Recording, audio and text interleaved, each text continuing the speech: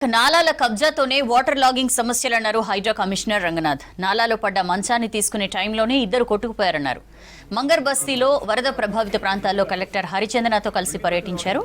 నాలాలో గల్లంతైన వారి కుటుంబ సభ్యులతో మాట్లాడారు. అండగా ఉంటామని భరోసా ఇచ్చారు. గాలింపు చర్యల్ని వేగవంతం చేశామన్నారు. నాలాల వెంట ప్రమాదకర స్థాయిలో ఉన్నవారిని సురక్షిత ప్రాంతాలకు తరలించే ఏర్పాట్లు చేస్తామన్నారు రంగనాథ్. నిన్న రాత్రి కురిసిన భారీ వర్షంలో వరదలో కొట్టుకుపోయారు మామ అల్లుళ్లు.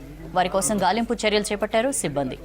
నిన్న ఈ ఏరియాలో అంటే మొత్తం మీ అందరికీ తెలుసు, హైదరాబాద్లో చాలా రాత్రి స్వల్ప సమయంలోనే పెద్ద ఎత్తున వర్షం పట్టడంతో మోర్ దెన్ ఆల్మోస్ట్ 10 సెంటీమీటర్స్ పైన చాలా ప్రాంతాల్లో పడ్డది. ఈ 12 సెంటీమీటర్స్ కూడా మనం రికార్డ్ అయినటువంటి పరిస్థితులు ఉన్నాయి. సో ఆల్మోస్ట్ చాలా చోట్ల 5 to 12 సెంటీమీటర్స్ దాకా మనకి ఈ వర్షం రావడంతో చాలా ప్రాంతాల్లో మనకి సీరియస్ వాటర్ లాగింగ్ ఇష్యూస్ రావడం జరిగింది. సో మీకు తెలుసు, హైదరాబాద్లో చాలా నాలాలు కూడా కబ్జా అయి ఉన్నాయి.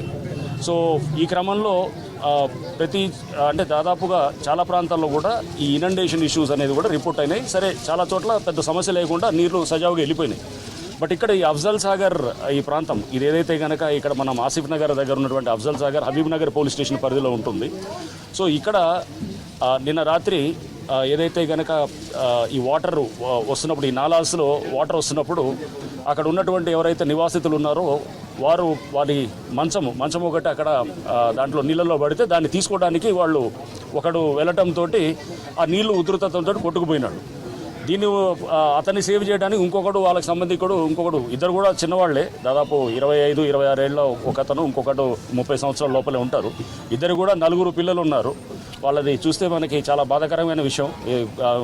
మొన్న రీసెంట్గా కూడా అమ్మాయికి డెలివరీ అయింది. సో చిన్న పిల్లలు ఉన్నారు.